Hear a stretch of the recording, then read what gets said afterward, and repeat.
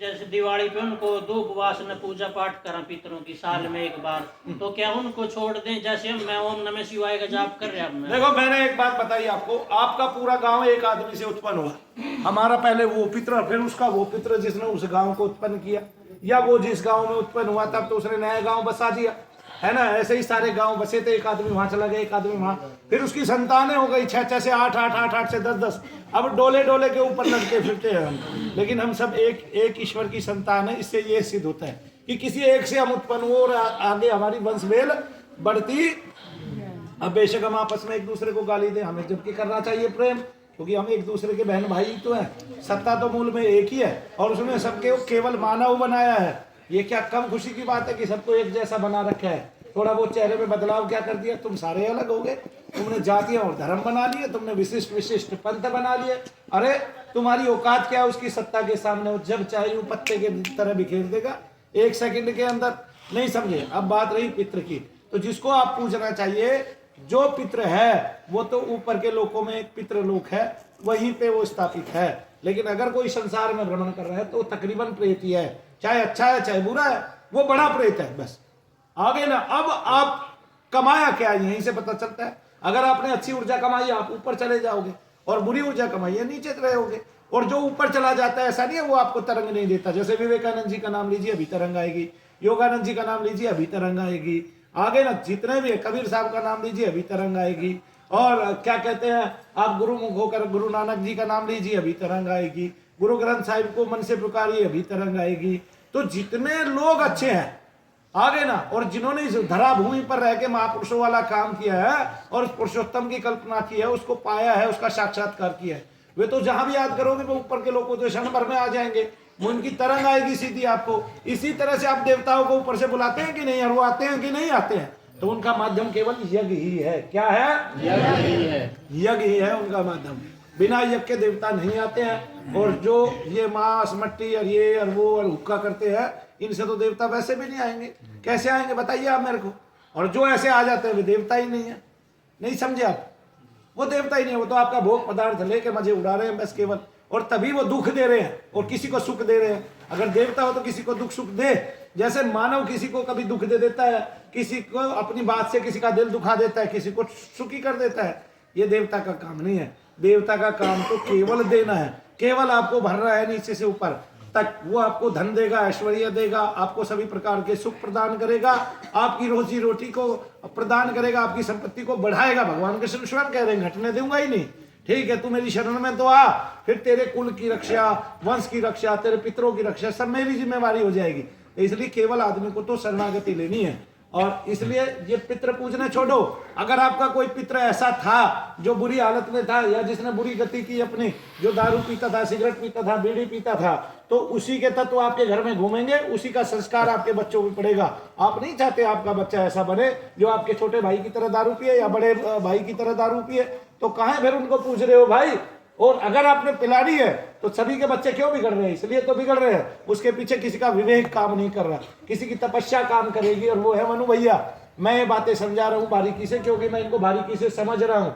मेरा ज्ञान बढ़ रहा है, उसका वार्धक्य हो रहा है। मैंने ईश्वर की शरण ली है, शनिदेव की शरण ली है, उसका दर्शन किया है और उसकी कृपा पाई है।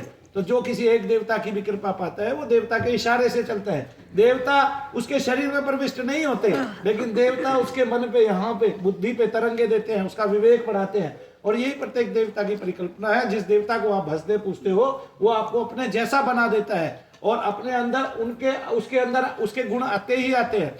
तो आपको क्या करना है? आपको तो केवल किसको पूजना है? देवताओं को पूजना है और यज्ञ करना है, सत्य भाषण करना है। अब देखो तो सही क्या लाभ होगा, सारे लाभ होंगे, तब निगेटिविटी चली जाएगी। और चमत्कार मैंने बताया, एक उपजा के अलावा आज तक इस पूरे पृथ्वी लोक पर, पूरे ब्रह्मांड पर कोई दूसरा हुआ नहीं है। पर काया प्रवेश भी सिद्धि है, चमत्कार नहीं है।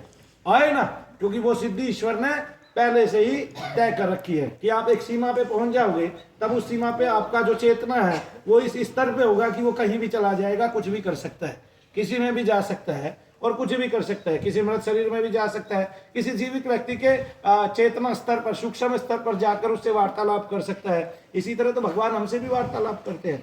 तो जो उस स्तर पर पहुंच जाता है वो भगवत तुल्य हो जाता है, उसकी आराधना की जा सकती है, क्योंकि वहां से आपको अच्छी तरंगे आती है।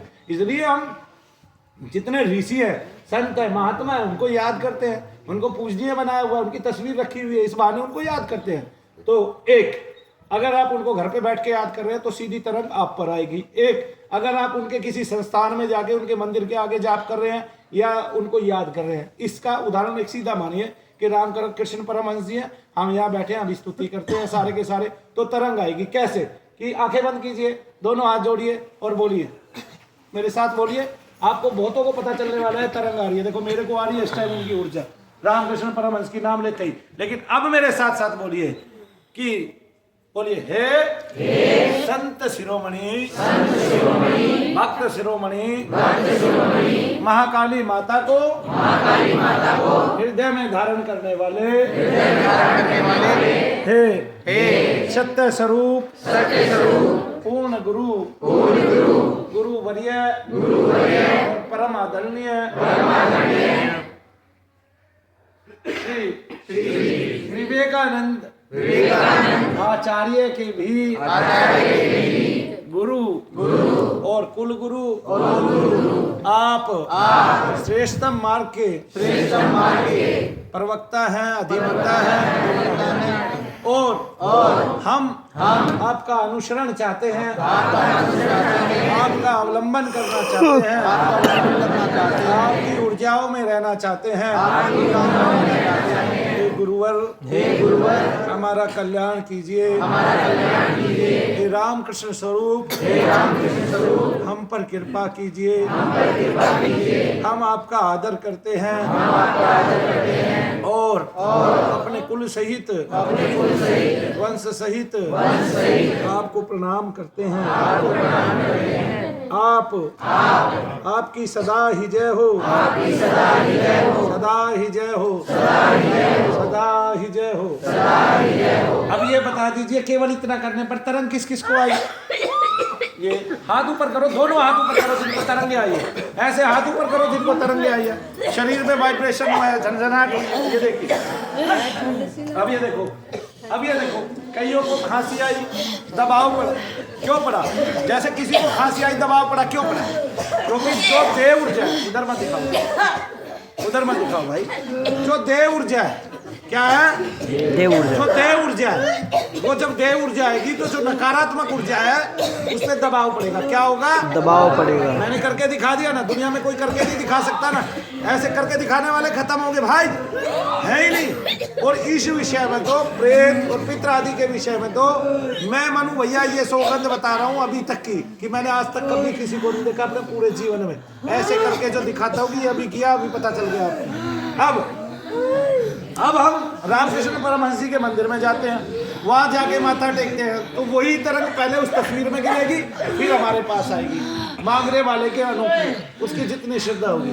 इसलिए मूर्ति पूजा भी श्रेष्ठ है। और क्योंकि हम मानव है, अपने जैसी आकृति चाहते हैं, तो सामने जब वो आकृति होती है तो हम उससे मांग लेते हैं, ठीक है। और जब हम अपने आप से मांगते हैं तो मांग नहीं पाते।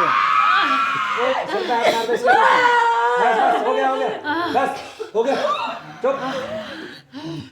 तो हम मांग नहीं पाते, तो इसलिए हम एक श्रेष्ठतम उपाय ढूंढते हैं कि जो हमारे गुरु हैं हम उनको सामने रखते हैं मूर्ति में, और तब हमें लाभ होता है। चुप रहा बहन जी, हो गया, बस हो गया, गई वो रामकृष्ण परमहंस जी की वो गई तरंग, अब नहीं आ रही है।